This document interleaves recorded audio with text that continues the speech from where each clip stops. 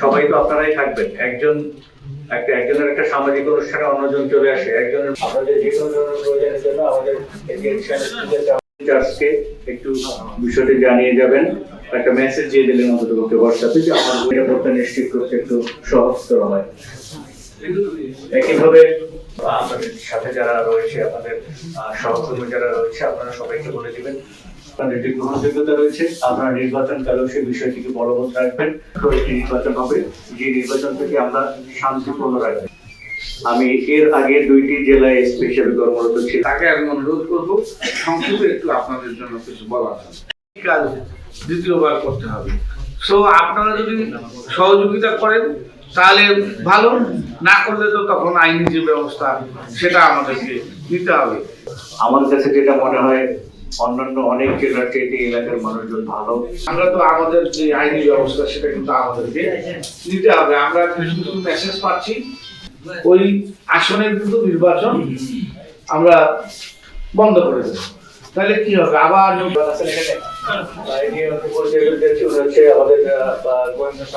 নির্বাচন করার আমার ইচ্ছে ছিল না, কিন্তু আমি দেশের পরিস্থিতির কারণে, সমাজের পরিস্থিতির কারণে আমি হয়তো টার্গেট নিচ্ছি যে নির্বাচন করা। আর আমাদের হইতেছিল এটা মুসলিম কান্ট্রি, এটা হইতেছে আমার দলটা হইতেছে আহলে সুন্নাত ওয়াল জামাত, যেটা বলে বৃহত্তর সুন্নি জোট। কারণ আমরা 95% আমরা সুন্নি।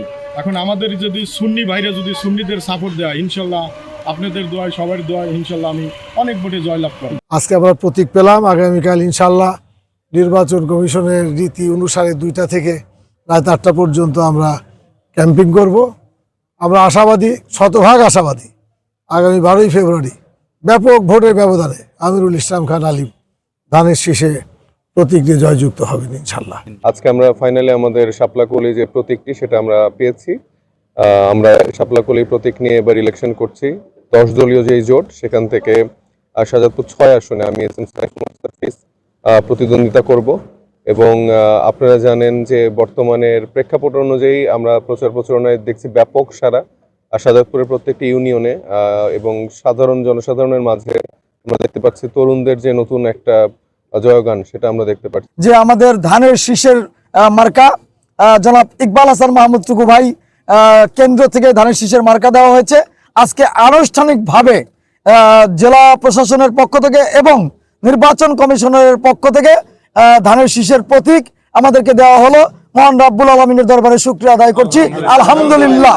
বিশেষ করে আমরা নির্বাচনকে সামনে রেখে অবৈধ অস্ত্রোদ্ধার এবং যারা সন্ত্রাসী তাদের গ্রেফতারের জন্য জোর দাবি জানাচ্ছি।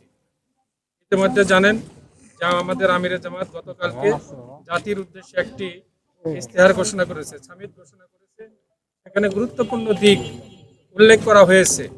সেই বিষয়গুলো আমরা নির্বাচিত হলে বাস্তবায়ন করবো ইনশাআল্লাহ। আমরা মানুষের দ্বারে দ্বারে যাচ্ছি, তাদের ভালোবাসা, সহমর্মিতা, সহযোগিতা দেখে আমার কাছে মনে হচ্ছে আগামী জাতীয় সংসদ নির্বাচন যদি সুষ্ঠু, অবাধ এবং নিরপেক্ষ হয় তাহলে দাঁড়িপাল্লা বিজয় হবে ইনশাআল্লাহ।